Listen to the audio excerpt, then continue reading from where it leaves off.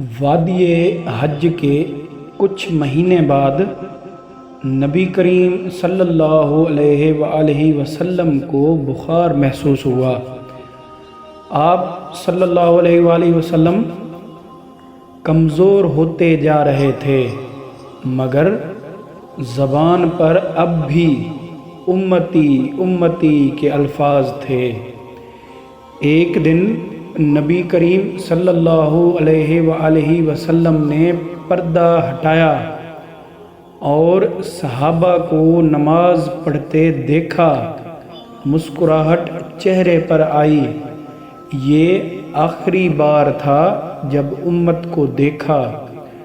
آپ صلی اللہ علیہ وآلہ وسلم نے فرمایا، نماز نماز، اور جو تمہارے ماتحت ہیں ان کے بارے میں اللہ سے ڈرو۔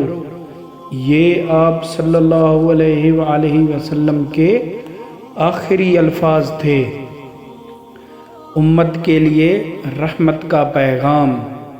پیر کا دن 12 ربیع الاول۔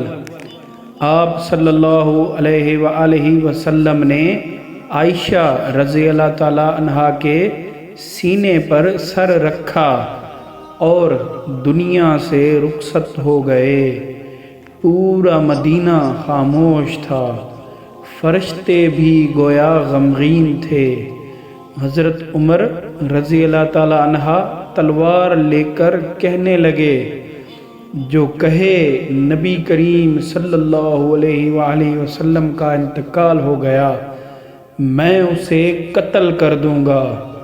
مگر حضرت ابو بکر رضی اللہ تعالی عنہ آئے اور فرمایا، جو محمد صلی اللہ علیہ وآلہ وسلم کی عبادت کرتا تھا وہ جان لے کہ محمد صلی اللہ علیہ وآلہ وسلم وفات پا گئے، اور جو اللہ کی عبادت کرتا ہے وہ ہمیشہ زندہ ہے۔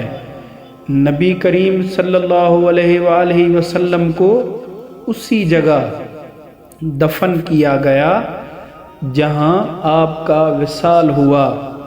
مدینہ میں خاموشی تھی، لیکن دلوں میں ایمان اور محبت کی روشنی تھی۔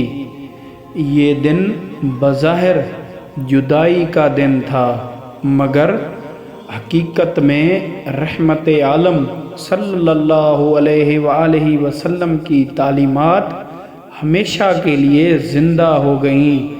آپ صلی اللہ علیہ وآلہ وسلم دنیا سے گئے، مگر دلوں میں قیامت تک رہے۔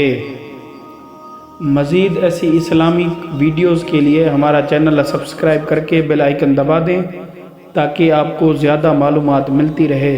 شکریہ۔